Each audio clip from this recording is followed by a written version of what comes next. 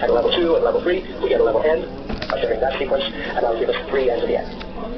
And now we're at a situation where we now have 3 level n's. Okay, so that first level n, the second level n, the third level n. So now that's a suitable sequence, which we can take a limit of, giving us something that we haven't got before, a level n plus 1 limit, namely n to the n plus 1. Okay, so something to notice. First of all, let's say we have a level 3 limit. That's really telling us that what we're generating here is something with an n cubed. Okay, so the level here still corresponds to the exponent of the n that we're adding to what we had before. So here's an n plus 1 in red, that's the level, and not surprisingly, what we get is n to the n plus 1. So the level is reflected in the exponent here. Another thing that we start to see is that the red indices themselves are doing something which is not so much different from what the black sequence itself was doing, except much more slowly. Okay. So you can think of the successors, if you like, as being almost like level 0 limits. You can't say that, but you can think about it that way. So we have level 0 limits, and then we have level 1 limits, and then we have level 2 limits, and then eventually we get from that a level n limit. That's occurring right here, that's our first level n limit. In some sense, that's a reflection in the red arena of exactly this first initial sequence in the black arena. Here's 1, 2, 3, with limit n. That's being reflected in having 1s, and then 2s, and then 3s, and having limit n. And then what happens is, again, I kind of repeat what we had before. So there's a kind of a self-similarity that starts to appear here. That the sequence of red numbers, which records the level of the limit, starts to look a lot like the original sequence. So at this stage here, we've gotten up to n plus 1. The rest of up to there, right? We made the transition. We've gone, in terms of the red labels, we've gone all the way up here, and now we're at that stage there. So we would expect that as we keep going, the red labels themselves are going to start navigating through the same table.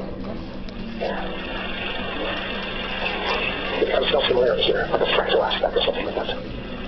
Alright, so this entire game that we're playing here is not meant to be viewed as rock-solid mathematics. I'm not claiming that what I'm doing is completely cut and dried in terms of the rules. Okay? But let's have a look at sort of what the rules are, and this is kind of experimental mathematics. And maybe in the future, this will be a bona fide sort of branch of mathematics. In fact, I really think it's considered a rich direction, very abstract, and it has a lot to offer. But nevertheless, we're in the process of sort of trying to investigate it, and there's nothing really too set in stone at this stage. So far, the rules are something like this: that after 3 successors, we can create a limit. That's sort of our initial thing. We can create successors at any stage, and if we have 3 successors in a row, then we can create a pair limit. That's a level 1 limit. And after 3 level 1 limits, we can create a level 2 limit. So we create a sequence from those 3 level 1 limits, and let they apply, and they really are just a starting point of a sequence. And it's that sequence that there's a starting point file that we use to generate the level 2 limit. Okay, more generally, after 3 level t limits, we can create a level t prime limit, where t prime is the successor of t. So this happens not just at 1 to 2 and 2 to 3, but more advanced levels as well. Those who have 3 level n limits, then they generate a level n plus 1, which is the successor of n limit. And another thing that we've sort of observed is that, let's say that we have labels, just using T's here to be rather open-ended about what labels actually are. So T1, T2, and T3 going to Tn is a valid limit. Then from the most recent T1, T2, T3 level limits, we can create a level Tn limit. Okay, what do I mean by most recent? Well, so what happens if the limits go up and down, okay? Eventually you get a big limit. And after you get a big limit, then it's almost like erasing the table. You have to start again from the bottom, and you have to build up until you get something which is comparable to that previous peak. And then if you get enough of those peaks, then you can create something higher. So that's the general kind of thing. But after you have something big, then you have to start with the small, so you erase the previous ones from visibility. Okay? So that's what I mean by the most recent T1, T2, T3 levels. So we know that the labeling or limiting relations that are satisfied by the red ones reflect the limiting relations satisfied by the original black ones. So for example, n plus 1, n plus 2, n plus 3 has limit to n. Okay, that's sort of the black level. And that means that the first n plus 1 limit, followed by the first n plus 2 limit, followed by the first n plus 3 limit, will generate a triple sequence which has a level 2n limit. And remarkably before that, the successor can be viewed as a level 0 limit, so that it all sort of hangs together, roughly. Alright, so I want to zoom out now. Okay, I want to see a little bit less detail and a bit more of the big picture. So we're going to do that by disregarding detail. And let's do that by introducing these two green dots to mean that there's sort of lower level stuff in there that we are disregarding. Okay, so this is kind of a bird's eye view now, where we're not just ignoring the ordinary successors, but ignoring a lot of the lower level limits, especially as we get into the bigger ranges. Okay, we'll start. So we start with 0, and then 1, 2, 3, and these things have level 1 limit in the n. That's our first limit. And then eventually we get, after a couple of successors, we get 2n and then 3n, and then there's a level 2 limit, which is n squared. Okay, and then there's some stuff which is basically like a repeat of what we already have. Okay, and that's actually another interesting aspect of this thing, that once you have a sequence that it tends to repeat itself, you can replicate it. So if you have a kind of a copy box.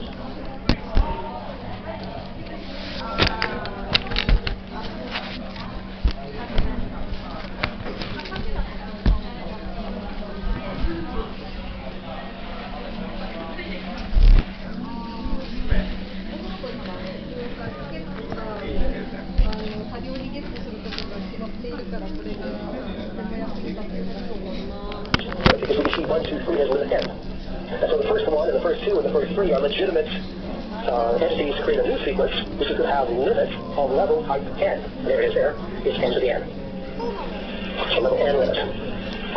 Alright, and now we can essentially take everything that we have up till now and copy and paste it, and so stick it in here, and eventually we'll create another level n limit, giving us 2 n to the n. The same copy and paste right in there, giving us another string ending in this level n limit at 3 n to the n.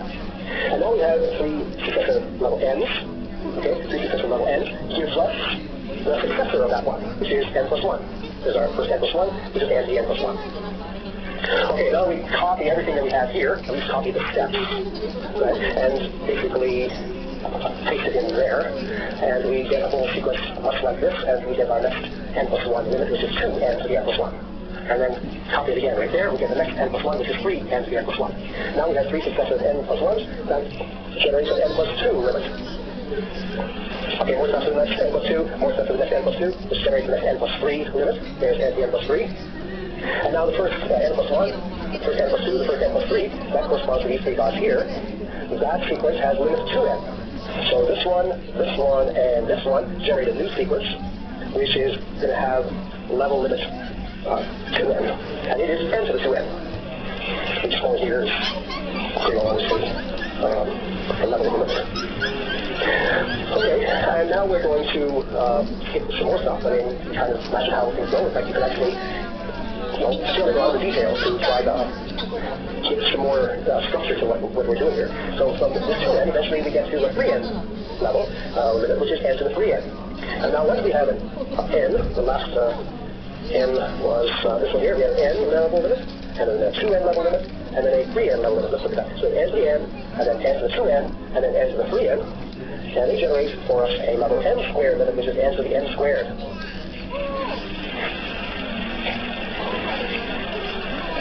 Okay, that's pretty cool. And then there's lots of other stuff. And eventually, so we get an n squared. So in terms of the labels, we're over here.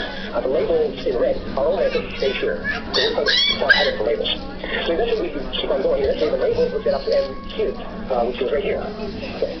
So once we get levels n cubed in terms of the labels, then we know that the n squared, and n cubed generate an n label. So correspondingly, the corresponding things here are going to generate n to the n limit, which is n to the n to the n. Okay, now let's stare at this for a second. And let's note that now we just created n to the n level limit. N to the n is there on the picture. There it is there. Okay, we have an n, and we have n to the n, and now we have an n to the n to the n. So think about the sequence here with this n, and this n to the n, and this n to the n. So this is a level 1 limit, this is a level n limit, this is a level n to the n limit. That is also a reasonable sequence. That's also a reasonable sequence, which has what kind of limit? Well, we can write it like this, n to the n, all the way up to the n, where there are n of them here. It's a different kind of limit. It's also obtained by a very valid sequence of limits that we've already attained, level 1, level n, level n to the n. We have to go a little bit beyond what we were doing up to now. It has to think a little bit bigger. So, okay, we can think bigger. We can go up a level. So we went up already. We go up at this incline, but we know we want to go up at even a steeper incline than we were before. So we can always do this, I think. At least, so we start running out of room in the universe or something, but we can do this. We always look for a more steep path than the one that we're currently on, especially in this game. So now we are creating this new kind of object, which of course we recognize, right? This is actually n triangle n. We've got an n triangle n in this picture, or if we like, n star 3n. And what kind of a limit is this? What should we put here in red? Well, that's a good question. I think it's almost a limit of the same kind, really. It might be that we should put something like that there as well.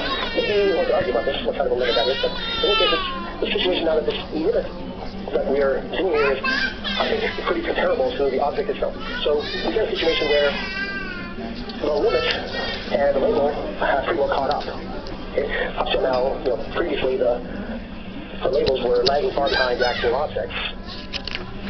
But at some point, they have the potential for catching up. And for those of you who have studied ordinal arithmetic, you will probably say, oh, this is all very familiar to us, so no doubt you can tell us a bit more clearly what's going on.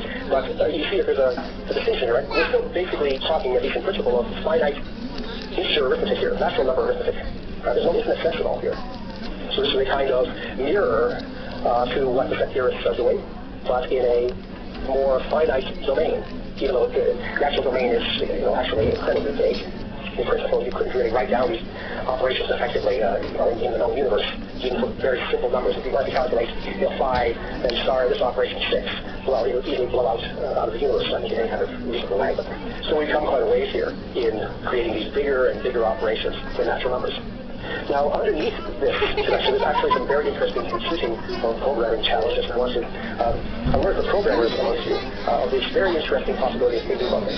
So the challenge is to write programs that actually implement these various operations that we found in our hierarchy.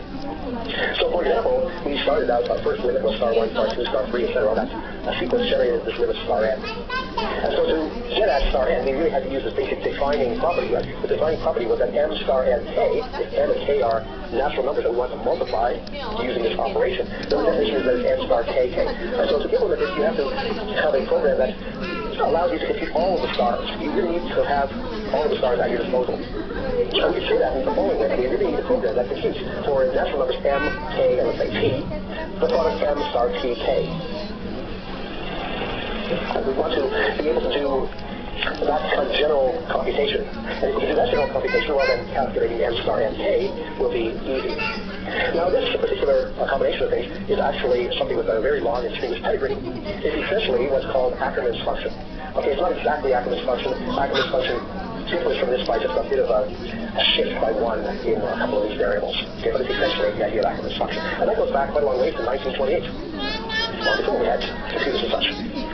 So this is a very concrete example of a challenge to actually write down a program that will input 3 natural numbers m, k, and t and calculate this thing here.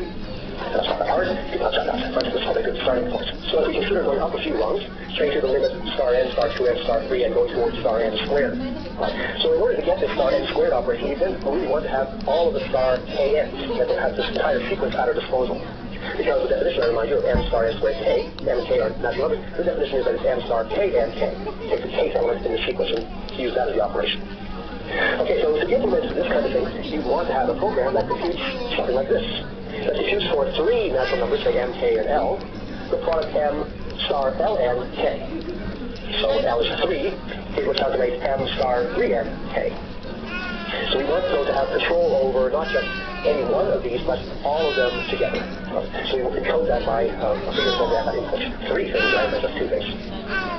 Now if you are able to write such a program, of course, running it actually, except on the most trivial of numbers, will be something that's problematic.